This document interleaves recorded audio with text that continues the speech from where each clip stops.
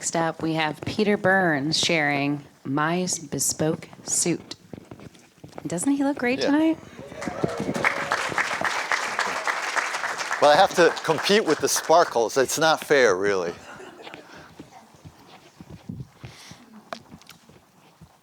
All set. When my daughter told me she was getting married, I said, what should I wear? She said, a suit. But I didn't have a suit. I've always wanted one. I've always wanted a custom-made suit, which is called a bespoke suit. So I went to MK Clothes and I decided to buy one. Babar was an inspiration. You look at him, you realize that the suit directly led to him becoming a king. Now, I didn't expect that it would transform me. I didn't think I would be even the Duke of York, but I was hoping for some kind of transformation, that it would change me. Now, MK does not have a chandelier up there. There's a caption that says, does the suit cost extra because of the chandelier? No, it didn't. There was no chandelier in MK's, but it was a fair amount of money. On the other hand, it was an event that was unique in my life and my daughter's life, so I thought it was worth it. This is the lining. Bicycles, look, there's spokes in the wheels. It's a bespoke suit. This is a spoken word event, and all of my bicycles come from old Spokes home. The circles come together. Look for circles and squares. Tom took this photograph of me. He was the one who guided me through the suit process, and he loved the way it fit. And that made me glad because Tom died in November, and my suit was one of the very last he helped to create. So it made me feel good that he took that photograph. Dina helped me get the suit, select the fabric. She's an artist. She also picked this pocket square, that pocket square right there, and miraculously, sight unseen, her pocket square, the one she picked, matched my daughter's wedding gown. Another miracle. That's Freed. He's here tonight. You can see him in the lobby. I had this little project. I decided I would bring my friends to MK's. They would pick a pocket square. I'd take a photograph of them with the square, and every time I wore their square, I would think of them. It's a friendship project. And I've done it with a bunch of friends. Now, bike grease is the enemy of fine clothing. I needed gaiters. I was riding on the 127 bike path. I found a pair of brand new gaiters right there. The gaiters were saying, ride, Peter, ride with your fancy clothing. And so we did.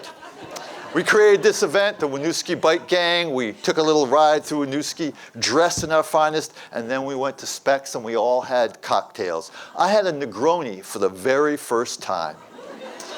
Now, I said that there's a circle there, of course, in the lime, and I said the circle is an important thing. Here we have the circle of the table, the circle of friends, there's circles of the bicycle wheel, even the rims of the glasses, all are circles. And of course, the circle is the symbol of wholeness. And we're all here today in a kind of circle of listening together.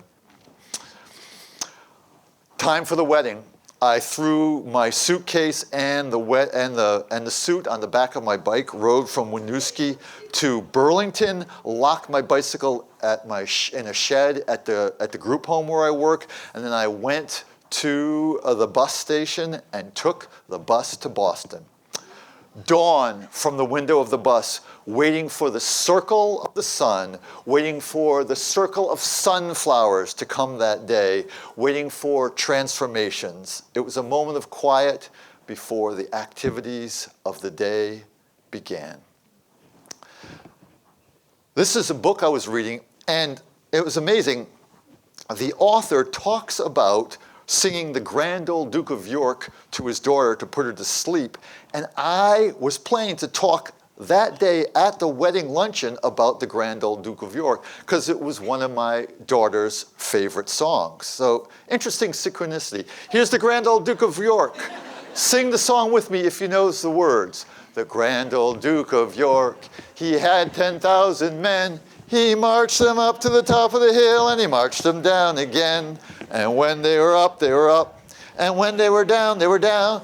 But when they were only halfway up, they were neither up nor down. Those are my ties. Thank you. Those are my ties. My daughter didn't like any of them. So I went to Dirt Chic. I took photographs of 4 of the ties. I sent them to her. She picked one of them, and that's the one that I wore to the wedding. Here's a picture of my daughter as a little girl at the time that we used to sing the Grand Old Duke of York together. She hasn't changed much. She still loves flowers. She still has this attitude. Alice is a person who knows what she wants and knows how to get it. I really admire that. She's a wonderful daughter. Here we are at the wedding. I know.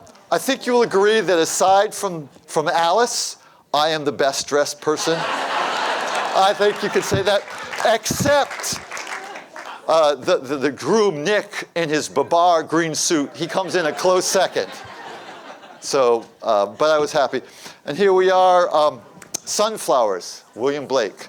Ah, sunflower, weary of time, who countest the steps of the sun, seeking after that sweet golden clime where the traveler's journey is done, where the youth pined away with desire and the pale virgin shrouded in snow, arise from their graves and aspire where my sunflower wishes to go. Here we are together, nice suit, beautiful gown, beautiful flowers, but you know, the love we share is way more important. And even after those flowers fade, that love will continue on. It's something that we will have for all of our lives, even beyond the wedding. This is from a picture book. This tailor made a suit for his wedding, and he wore it every day until it completely wore out. It was completely gone. And then he made a story about it, just like I made a story about my suit.